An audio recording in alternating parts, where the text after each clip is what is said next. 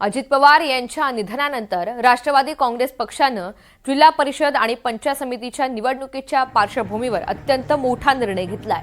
अजित पवार यांच्या निधनामुळे राष्ट्रवादी काँग्रेसनं जिल्हा परिषद पंचायत समिती निवडणुकीचा प्रचार थांबवलाय। ना प्रचार सभा ना रोड शो केले जातील, फक्त मतदारांना पत्रक वाटून प्रचार करण्याचा निर्णय घेण्यात आला। उमेदवारांच्या कोणत्याही प्रचार सभा किंवा रोड शो घेतले जाणार नाहीत। उमेदवारांनी घरोघरी जाऊन पत्रक वाटून निवडणूक लढवावी असे स्पष्ट आदेश देण्यात आले। हेच नाही तर निवडणूक जिंकल्यानंतर सुद्धा कोणत्याही प्रकारची मिरवणूक काढली जाणार नाहीये।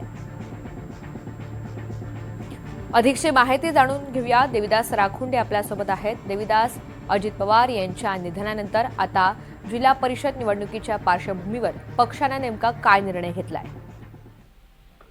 ऋतुजा, आपण बघतोय की राज्यातील 12 नगर जिल्हा परिषद आणि पंचायत समिती त्या अंतर्गत येणाऱ्या ज्या पंचायत समितीची निवडणूक प्रक्रिया चालू आहे आणि खरं तर 28 तारखेला अजित पवार बारामतीमध्ये प्रचारासाठीच येत होते। त्यांच्या 4 सभा पार पडणार होत्या आणि याच दरम्यान त्यांचं विमान जे आहे ते क्रॅश झालं, त्याला अपघात झाला, त्यात अजित पवार यांचं निधन झालं। अत्यंत मोठा धक्का जो आहे तो राष्ट्रवादी काँग्रेस पक्षाला अजित पवार यांच्या जाण्यानं झाला बसलेला आहे। खूप मोठं नुकसान झालंय आणि आता 5 फेब्रुवारीला जे मतदान होणार होतं ते 7 फेब्रुवारीला होणार आहे। आता पक्षाने हा निर्णय घेतला की कोणत्याही प्रकारचं प्रचार जो आहे तो करायचा नाहीये, रोड शो करायचा नाही, जाहीर सभा घ्यायच्या नाहीयेत।